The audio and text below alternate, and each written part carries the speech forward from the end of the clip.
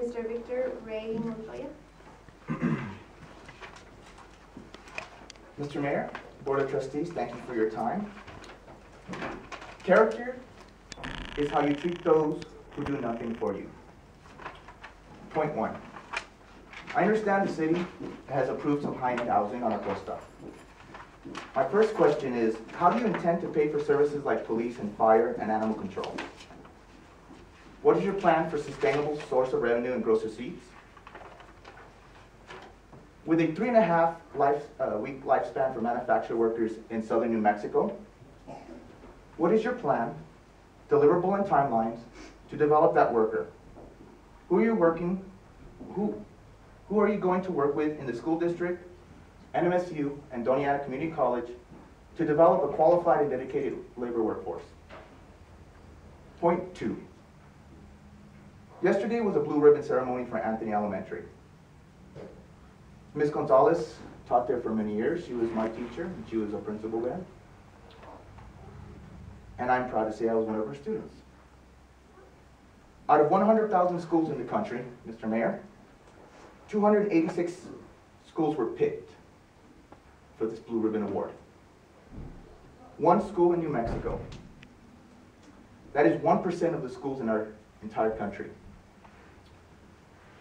In a pool of poverty here in Anthony, with our Mexican-American Apaches and a couple of sprinkled Lebanese in the community, not one of our elected officials showed up for a 30-minute ceremony to honor this amazing achievement.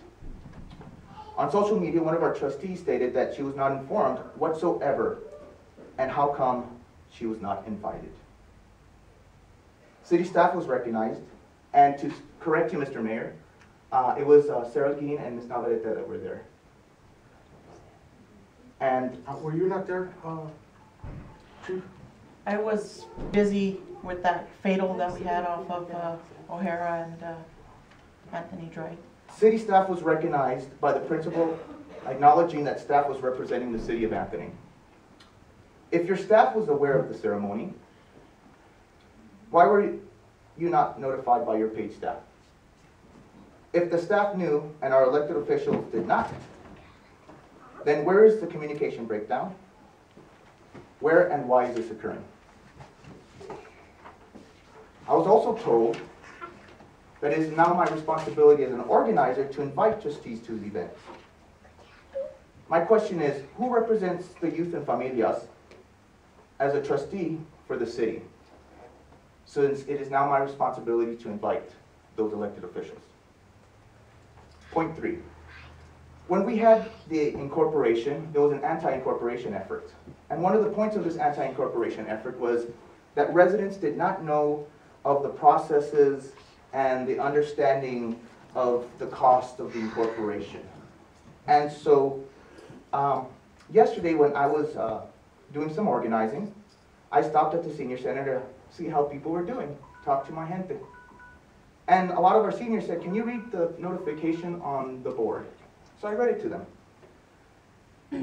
And according to the New Mexico Open Meeting Act, section 10-15-1A states, in recognition of the fact that a representative government is dependent upon an informed electorate, it is declared to be public policy of this person that all persons are entitled to the greatest possible information regarding the affairs of government and the official acts of those officers and employees who represent them.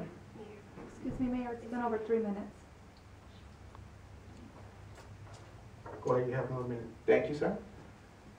Can one argue then, publications in English only and your population reads Spanish since 1598, are you really informing the electorate of the greatest information regarding the affairs of government and the official acts of those officers and employees who represent them?